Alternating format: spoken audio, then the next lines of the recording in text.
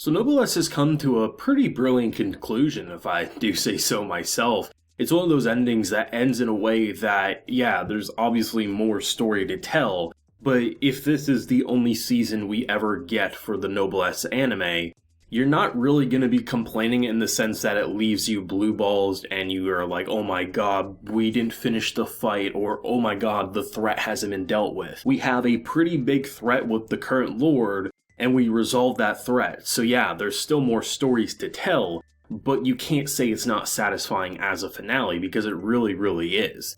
I can safely say Noblesse was one of the more refreshing shows that 2020 had to offer. I wouldn't go as far to say it's one of my personal favorites of 2020, but it is one that I really admire and respect. And I think out of the three webtoon anime, it is one that I think I appreciate more than the others. Not necessarily because I enjoy it more than, say, Tower of God, which is still my personal favorite of the webtoons, but there's a charm about this show that I really think separates it the most out of the three webtoons. Not only did it not try to overblow you away with stylization and flash, there was definitely a lot of that in the second half, but there was something that I really enjoy that not many anime really follow a formula of having a decent chunk of what you could call fluff, slice of life, comedy. Some people will say filler, not knowing what filler actually means. But then, because of those moments, the simplistic moments, you get to experience these emotional, draining ones and appreciate what came before. The reason that the ending, while the ending song's playing, we're seeing the characters walk back to school.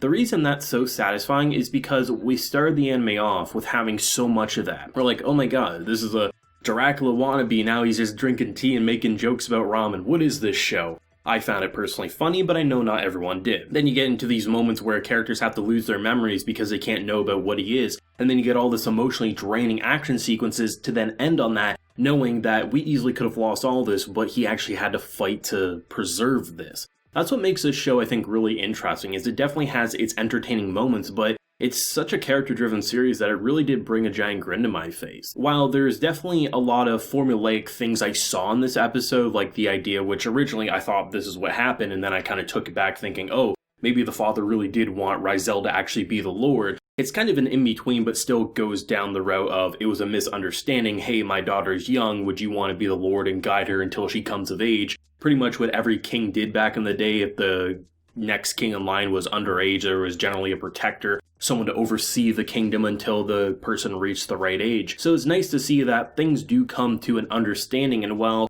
the pieces that happen throughout this episode I can't say were completely original in the sense that I haven't seen them done before, the way Noblesse was able to use those pieces and craft an episode that did feel like Noblesse, not what came before, not a copy and paste, not a rehash, it's something that I definitely respect and admire. This is a show that I would love to see another season, but I'm satisfied with what I just saw. The idea of Rizel coming in, literally we end last week with him melting his clothes, realizing he's in the wrong room, puts his clothes back on, to then kicking this episode off with him doing the same damn move. That is the type of dry humor I absolutely love. Not laugh tracks popping up, not characters laughing alongside him, but the viewer knowing what he just did. It makes a very intense execution scene into something that has a bit of breathing room. And just the casual, like everyone's trying to swarm and destroy Rizel, and he's basically pushing them away like it's a fly that's trying to annoy him, but he catches the fly in a single second.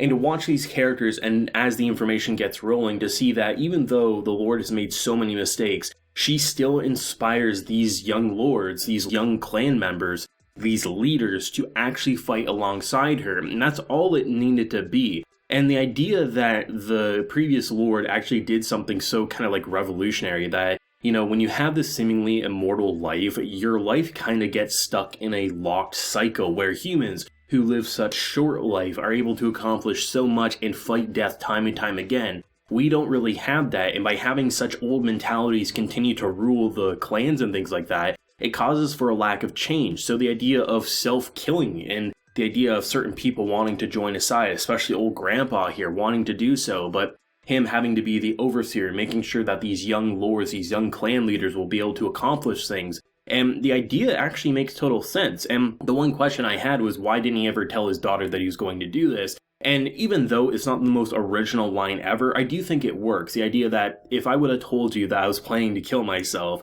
you would have convinced me otherwise because your look would have basically told me not to do it. And that makes total sense from a father's point of view, that I can't say I dislike that motive, and the idea that people took advantage of this death, blaming it on the Noblesse, I think is really interesting, and it kind of crafts this very interesting mystery that explains so many pieces from before and reaches a point where you're just like, oh, that makes total sense. And the idea that Ragnarok, the sword that she was using, if there was a second one that Hsieh had when brought together, it played a message from the father, and that message was only ever going to be played when she was ready to hear it, or in a moment that he absolutely needed to show her. And the idea of him not rising to the occasion, becoming the next lord, he never wanted to. He wanted to be the Noblesse, he wanted to support the lord. And the fact that they were able to reach a point where both of them kind of feel like the father and Hsieh, now it's the daughter and Hsieh, the idea of the Noblesse supporting the lord and just the power in unlocking it, while having these allies, well, yeah, you can say, oh, it's a friendship story, right? We have the friendship from the school and the mutated humans, and now you have the other clan leaders and the lord.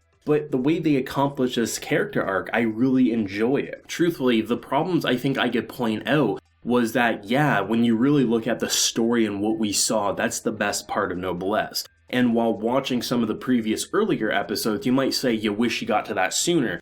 But in hindsight, I appreciate that buildup because it makes stuff like this feel so satisfying knowing we're going back to that, and it felt like a well-earned victory rather than something that just casually happened.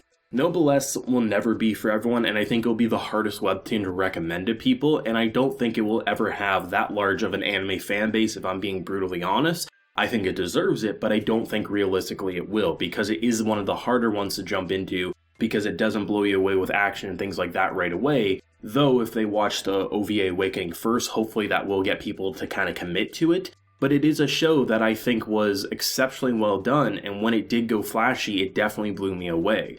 I mentioned it on my Twitter a week or so back, a little bit back, that I honestly feel like the webtoon readers, especially for the Noblesse anime, are far more better than general manga or light novel readers. When it comes to like a manga or a light novel adaptation, if there's a single page or a single sentence missing from an anime adaptation, people get mad about it. But here, webtoons can adapt 100 chapters, and webtoon readers are just happy that their product got adapted in any way, and kind of accept that it's a different medium and things will be different. I'm just wanting to say that I appreciate the comment section, especially for Noblesse, above all the individual webtoons. Even all three of the webtoons that I reviewed this year, they honestly had good comment sections, all things considered. But especially the Noblesse one, there wasn't a lot of us watching this show, so it kind of had this cult following, and I could tell that the cult following really appreciated that it was even happening to begin with. So I definitely want to say I appreciate the comment section a lot, honestly more so than any other comment section this year, if I'm being completely honest.